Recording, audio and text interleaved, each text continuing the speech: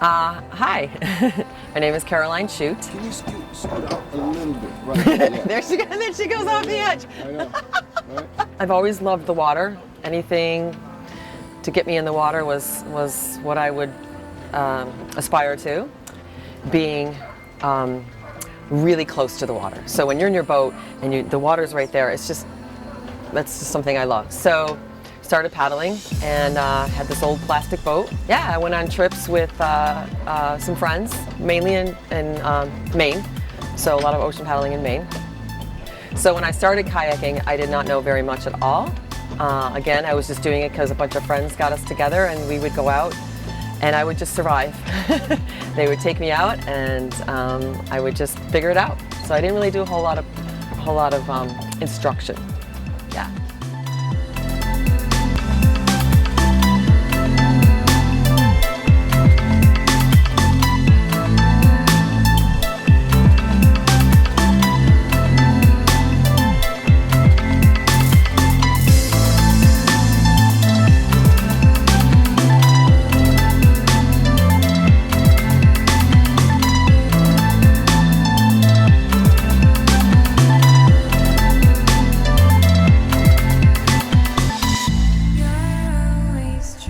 I would not go into water that big without Waveology and Greg and the coaches and the confidence I would have with those people. Not that I was totally dependent, but it was more like, if I'm going to do it, I'm going to do it with these people.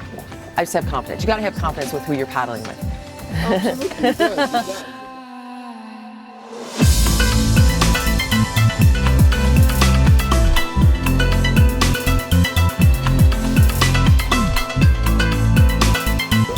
Give me your first, last names, tell me where you're from. Andy Perry, I live in Woodstock, Connecticut, about an hour and a quarter north of here.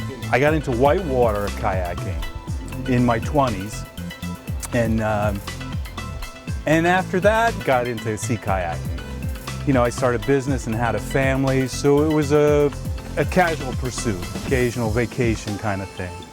And I don't know, maybe 5 years ago, I started to think, you know, well, it is the ocean and we could get killed and maybe we need to refine our skills and our gear. I think there's two things. It's just tremendous being in a group of 50 other skilled paddlers or aspiring paddlers, regardless of our skill level.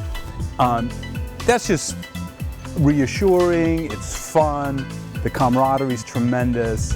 One of the great things about having all these tremendously skilled coaches and the backup team, the guides, is I could take risks that I wouldn't take if I was out on my own or if I was sort of shepherding my typical group. I can really just take bigger risks and know that no matter what happens, I'm just going to go for a swim. I'll learn things. I'll get back in my boat and we'll carry on.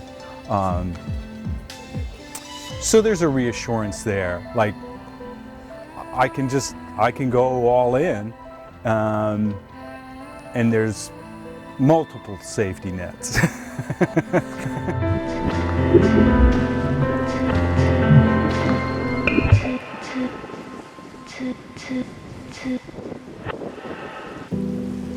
My name is Charles Sinclair, go by Chip. I grew up on Fisher's Island. I started probably between 15 and 20 years ago. We just go out and look for that Nantucket sleigh ride, so to speak, you know, on the stripers. Once I got into it, it's opened up a whole different world in terms of exploration and adventure and travel.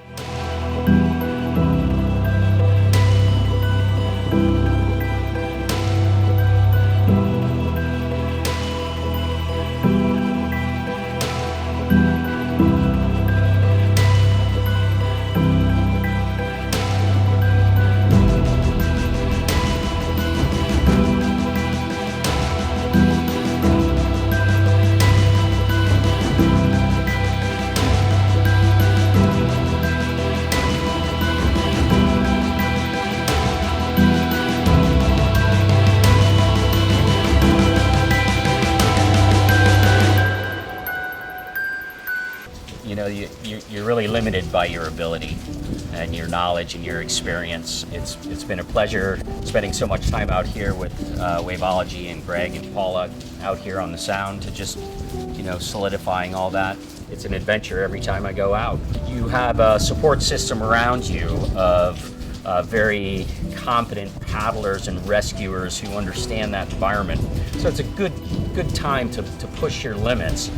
When we get together, it's like a giant brotherhood, sisterhood kind of thing, and it's a fantastic community to be a part of.